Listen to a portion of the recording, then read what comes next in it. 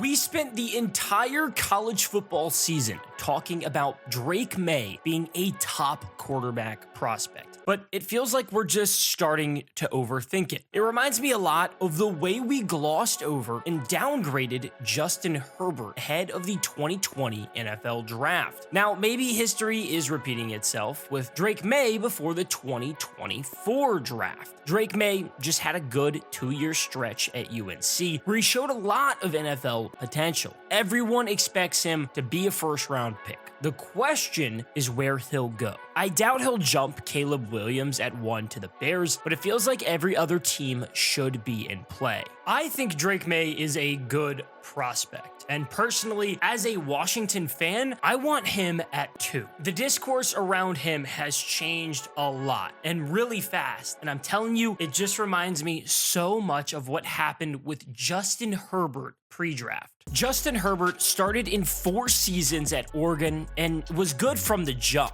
He was good as a freshman and kept getting better. Herbert was expected to be a high pick in the 2019 draft, but then he decided to return for his senior season and had an even better year with 3,400 yards and 36 total touchdowns with only 6 interceptions. Herbert had the numbers and showed talent that could translate over to the NFL level. Like the draft this year, it was loaded with some really good quarterback prospects. Joe Burrow was coming off of winning the Heisman Trophy and winning a national championship at LSU. Jordan Love also went in the first round of that draft at 26, and Jalen Hurts went in the second round. The real tough decision was at 5th overall to the Dolphins, who ended up picking Tua Tagovailoa over Justin Herbert, who went to the Chargers with the next pick. He's had a good NFL career so far. He has over 20 touchdowns in each season, and last offseason, he signed a 5-year, $262.5 million extension. Justin Herbert has been a good NFL quarterback, and his pre-draft talk just really reminds me a lot of Drake Maye, but that doesn't necessarily mean he'll be good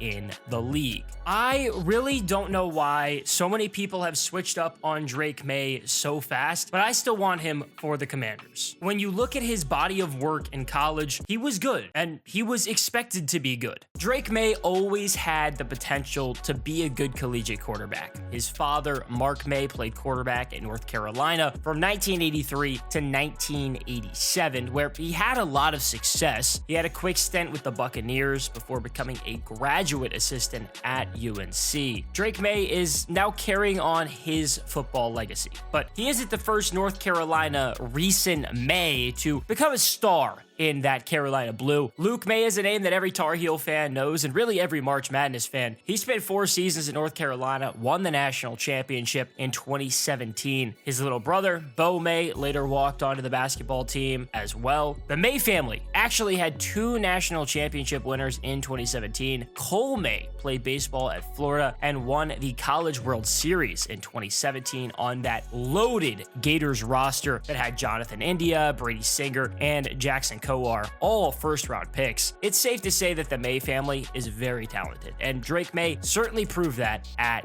UNC. I personally think it's always really cool to see a local guy, homegrown guy, have success in college, and that was Drake Maye, but that almost wasn't the case. Drake Maye was born and raised in Charlotte. He was a 5-star recruit, the best player in North Carolina, and the 4th best quarterback in the class, 2 spots behind Caleb Williams, 3 spots behind Quinn Ewers, and 2 spots ahead of JJ McCarthy. Drake Maye was a top prospect and decided to commit to Alabama. Of course, he then flipped to North Carolina. He redshirted his freshman year in Chapel Hill and played a little, throwing the ball just 10 times. Sam Howell was the starter then. Of course, he was drafted by Washington and was actually recently traded to the Seahawks. The potential of Howell and Maye back together on the Commanders would have certainly been something, but the 2 were apparently still good friends. Once Howell did leave for the pros, Drake Maye beat out now Arkansas quarterback Jacoby Criswell for the starting job. Maye went on to have a very impressive redshirt freshman season. He had 5 different games with 5 touchdowns. UNC started the year unranked and then got as high as number 13 in the country. The Tar Heels started really hot. They won their first 3 non-con games and lost to Notre Dame to close out September. September. I then got to see Drake Maye and the Heels on October 1st in Chapel Hill.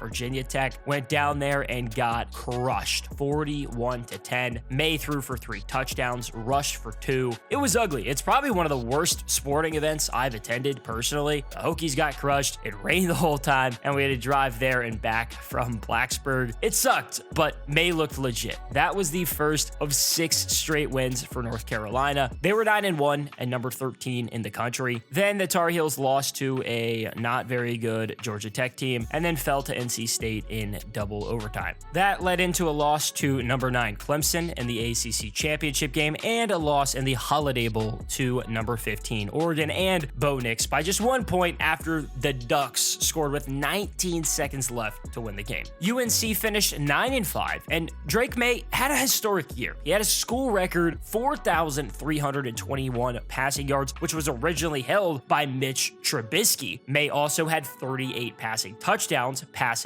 Sam Howell. He only threw 7 interceptions on the year, and he rushed for almost 700 yards and 7 touchdowns. Drake Maye earned a lot of expectations for the 2023 season, and like Howell did in his final college season, he just declined. UNC started off with 6 straight wins, including over number 25 Miami, when Maye had a season-high 4 passing touchdowns. The Tar Heels looked good, but the same thing happened from 2022. North Carolina fell apart during the stretch. They lost back-to-back to Virginia and Georgia Tech. After winning 2 straight to rebound, they lost to Clemson and number 22 NC State to finish the regular season. Maye decided to opt out of the Duke's Mayo Bowl, and Connor Harrell played instead. It was a down year, but it was actually still pretty good for Maye. He finished with 3,600 yards, 24 touchdowns, and 9 interceptions, and rushed for 449 yards and 9 touchdowns. It certainly made a difference losing his top receiver from the year before, Colts third-rounder Josh Downs. Drake Maye is a big quarterback. He lost some of his talent, and his draft stock has dipped a bit. It's just so many similarities to Justin Herbert. Drake Maye is certainly one of the best quarterbacks in the class, just as Justin Herbert once was. The question is where he's actually going to end up come draft day. Caleb Williams should be the selection at 1 to Chicago. Everyone expects that. Drake Maye's the guy that was talked about all season as the consolation prize. He was the expected 2nd overall pick, and I still do think that'll be the case, but Jaden Daniels has really complicated that, and a lot of Washington media do think that Daniels is now going to be the pick. He just had a great Heisman winning season, and he draws a lot of similarities to that Joe Burrow kind of coming out of nowhere in year 2 story at LSU, of course. He's shown a lot of talent, as has Drake Maye. Both have been very mobile at the college level, which NFL teams obviously want. You add that to his ability to throw the ball downfield, and you have a guy with a lot of NFL tools. Of course, so much of what makes a young quarterback successful are the pieces around him and his situation. I personally really do hope that ends up being in Washington. Adam Peters and Dan Quinn were both there at his pro day, and he put on a show. I think he'd fit well with Cliff Kingsbury. Obviously, Caleb Williams would already have a good rapport with him, but he'll probably land in Chicago. I know Drake Maye or Jaden Daniels has been a very popular debate, but I feel the same way I did months ago.